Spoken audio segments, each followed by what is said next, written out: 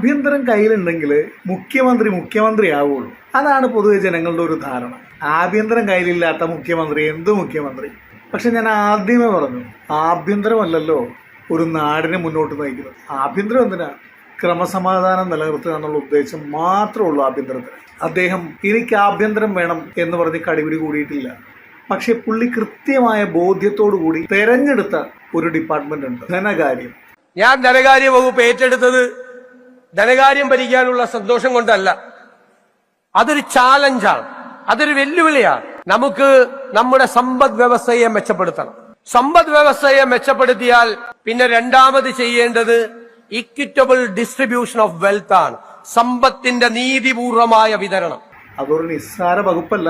ആ ധനകാര്യം എന്ന് പറഞ്ഞു കഴിഞ്ഞാൽ നാട്ടിലേക്കുള്ള വരവും നാട്ടിൽ നിന്നുള്ള ചെലവും വരവ് പോക്ക് എങ്ങനെ നടക്കുന്നു എന്ന് കൃത്യമാക്കി മനസ്സിലാക്കി തന്നെയാണ് അങ്ങേരത് തെരഞ്ഞെടുത്തത്. അപ്പൊ LDF-ലായാലും UDF-ലായാലും NDA-യിലായാലും ഏത് പാർട്ടിയിലായാലും അടിമകൾക്ക് ഇതൊന്നും പറഞ്ഞാൽ മനസ്സിലാവില്ല. നമ്മുടെ മുഖ്യമന്ത്രി പറഞ്ഞ പോലെ അവിടെ നിന്ന് കിട്ടുന്ന ലക്ഷങ്ങൾ വരുമാനം നമ്മൾക്ക് ഇങ്ങോട്ട് എത്തുന്നില്ല എന്നുള്ളതാണ് സത്യം.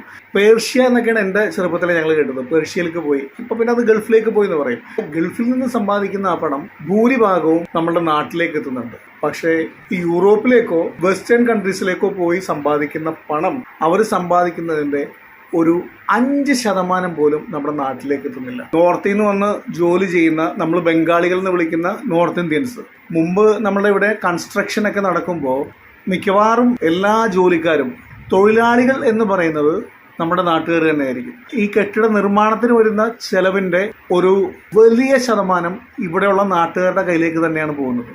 അത് ചെലവഴിക്കപ്പെടുന്നതും ഇവിടെ തന്നെയാണ്. പക്ഷേ ഇപ്പോൾ ഒന്ന് നോക്കിയേ, തിങ്കളാഴ്ചകളിൽ കണ്ടിട്ടുണ്ടാവും ബാങ്കുകളുടെ മുമ്പിൽ അല്ലെങ്കിൽ CDM മെഷീൻസിന്റെ അവിടെ ക്യൂ ആയിരിക്കും ഇവർ നാട്ടിലേക്ക് പണം അയക്കാനായിട്ട്. ആഴ്ചയിൽ 6000, 7000, 8000, 10000 സമ്പാദിക്കുന്ന ആൾക്കാർ മിക്കവാറും അതിന്റെ ഒരു 90% അല്ലെങ്കിൽ 80% മേലെ അവരുടെ നാട്ടിലേക്ക് അയക്കും. അപ്പൊ നമ്മുടെ കേരളത്തിൽ പ്രത്യേകിച്ച് ചെലവുകളും സംഭവങ്ങളൊന്നുമില്ല. അവർക്ക് വരുന്ന ചെലവുകൾ ഇതൊക്കെ ആയിരിക്കും. പിന്നെ അത്യാവശ്യം ചായയും അവരുടെ ചപ്പാത്തി സംഭവങ്ങൾ അത് അവർ തന്നെ കുക്ക് ചെയ്ത് കഴിക്കുന്നു.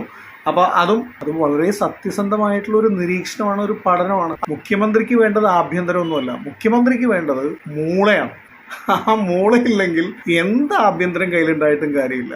നേരെ മറിച്ച് ആ മൂളയുണ്ടെങ്കിൽ ആഭ്യന്തരവും കയ്യിൽ വേണ്ട, വിദ്യാഭ്യാസവും കയ്യിൽ വേണ്ട, അങ്ങനെ പ്രത്യേകിച്ച് ഒരു ഡിപ്പാർട്ട്മെന്റ് ഒന്നും കയ്യിൽ വേണമെന്നുമില്ല. ഇതൊക്കെ കൺട്രോൾ ചെയ്യാൻ പറ്റിയ ഒരു പവർ മതി.